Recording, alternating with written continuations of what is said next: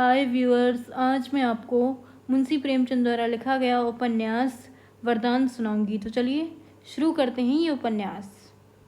विंध्याचल पर्वत मध्य रात्रि के निविड़ अंधकार में कालदेव की भांति खड़ा था।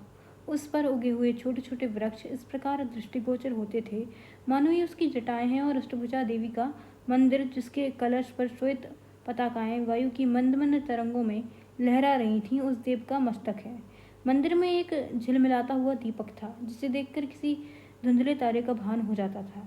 अर्धरात्रि व्यतीत हो चुकी थी। चारों ओर भयावह सन्नाटा छाया हुआ था। गंगा जी की काली तरंगें पर्वत के नीचे सुखद प्रवाह से प्रवाहित हो रही थीं। उनके बहाव से एक मनोरंजक राग की ध्वनि निकल रही थी। ठौर ठौर नावों पर और किनारों के आसपास मल्लाहों के चूल्हे की आंच दिखाई देती थी।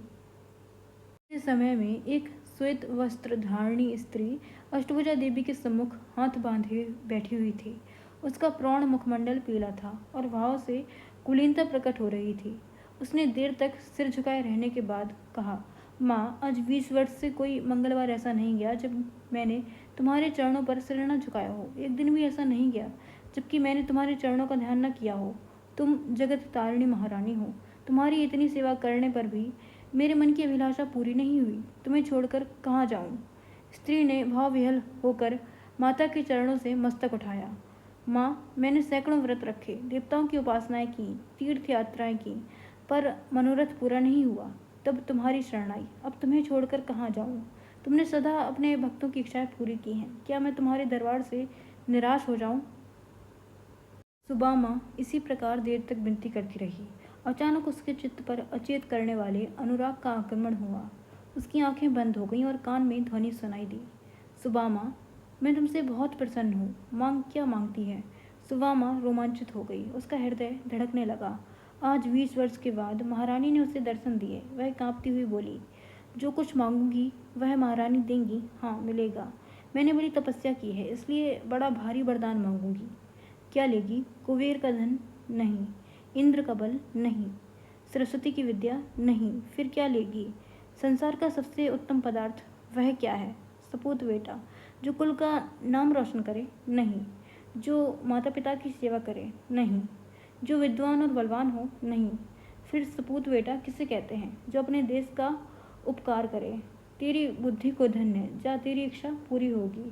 मुंशी शालिग्राम बनारस के पुराने रईस थे। जीवन वृत्ति वकालत थी और पैतृक संपत्ति भी अधिक थी। 10 अश्वमेध घाट पर उनका वैभवशाली गृह आकाश को स्पर्श करता हुआ दिखाई देता था। उदार ऐसे कि 25-30 हजार की वार्षिक आय भी वे को पूरी न होती थी। वे साधु ब्राह्मणों के बड़े श्रद्धावान थे। जो कुछ कमाते वह स्वयं ब्रह्मभोज और साधुओं के भंडारे एवं सत्कार में व्यय हो जाता। नगर में कोई साधु महात्मा आ जाए वह मुंशी जी का अतिथि। मुंशी जी संस्कृत के ऐसे विद्वान थे कि बड़े बड़े पंडित उनका लोहा मानते थे। वेदांतीय सिद्धांतों के वे अनुयायी थे। उनकी चित्त की प्रवृत्ति वैराग की ओर थी। मुंशी जी को संभवतः बच्चों से बहुत प्रेम था। मोहल्ले भर के बच्चे उनके प्रेम बारी से अभिसिंचित होते रहते थे। जब वे घर से निकलते थे तब बालकों का एक दल उनके साथ होता था। एक दिन कोई पाषाण हृदय वाली माता अपने बच्चे को मार रही थी। लड़का विलख विलख कर रो रहा था। मुंशी जी से रहा नहीं गया। दौड़े, बच्चे को गोद में उठा लिया और स्त्री के सम्मुख अपना सिर झुका दिया। स्त्री ने उस दिन से अपने लड़के को न मारने की शपथ खा ली। जो मनुष्य दूसरों के बच्चों का ऐसा स्नेह हो वह अपने बालक को कितना प्यार करेगा सो अनुमान से बाहर है। जब से पुत्र पैदा हुआ मुंशी जी संसार के सब कार्यों से अलग हो गए। कहीं वे लड़के को हिडोले में झुला रहे और प्रसन्न हो रहे हैं, कहीं वे उसे एक सुंदर बैलगाड़ी में बिठाकर स्वयं खींच रहे हैं। एक क्षण के लिए भी उसे अपने से दूर नहीं करते थे। वे बच्चे के स्नेह में अपने को भूल गए थे। सुदामा ने लड़के का नाम प्रताप चंद्र रखा था। जैसा नाम था वैसे ही उसमें गुण भी थे। वह बहुत ही प्रतिभाशाली और रूपवान था। जब वह बातें करता सुनने वाले भी उस पर मुग्ध हो जाते थे। भव्य ललाट दमकता रहता था। शरीर ऐसे पुष्ट की द्विगुण डील वाले लड़कों को भी वह कुछ न समझता था। इतनी कम उम्र में भी उसका मुखमंडल ऐसा दिव्य और ज्ञानमय था कि अगर वह अचानक किसी अपरिचित मनुष्य के सामने आकर खड़ा हो जाता तो वह भी उसे विस्मय से ताकने लगता था। इसी तरह हंसते खेलते 6 वर्ष व्यतीत हो गए। आनंद के दिन पवन की भांति सन्न से निकल जाते हैं और पता भी नहीं चलता। वे दुर्भाग्य के दिन और विपत्ति की रातें हैं जो कटती नहीं। प्रताप को पैदा हुए अभी कितने ही दिन हुए। बधाई की मनोहारिणी ध्वनि कानों में गूंज रही थी कि 6वीं वर्षगांठ आ पहुंची। 6ठे वर्ष का अंत दुर्दिनों का श्री गणेश था।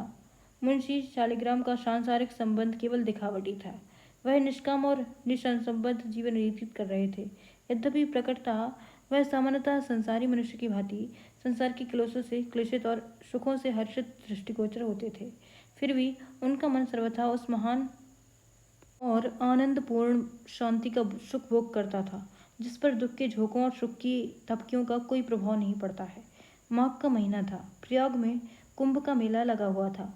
रेलगाड़ियों में यात्री रुई की भांति भर भर कर प्रयाग पहुंचाए जाते थे।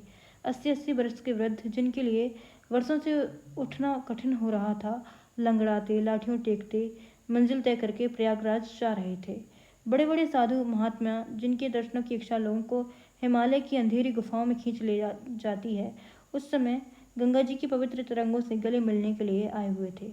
मुंशी शालिग्राम का भी मन ललचाया। सुबामा से बोले, कल स्नान है। सुबामा ने कहा, सारा मोहल्ला सूना हो गया है, कोई मनुष्य नहीं दिखता। मुंशी जी ने कहा, तुम चलना स्वीकार नहीं करती, नहीं तो बड़ा आनंद होता। ऐसा मेला तुमने कभी नहीं देखा होगा। सुबामा, ऐसे मेले से मेरा जी घबराता है।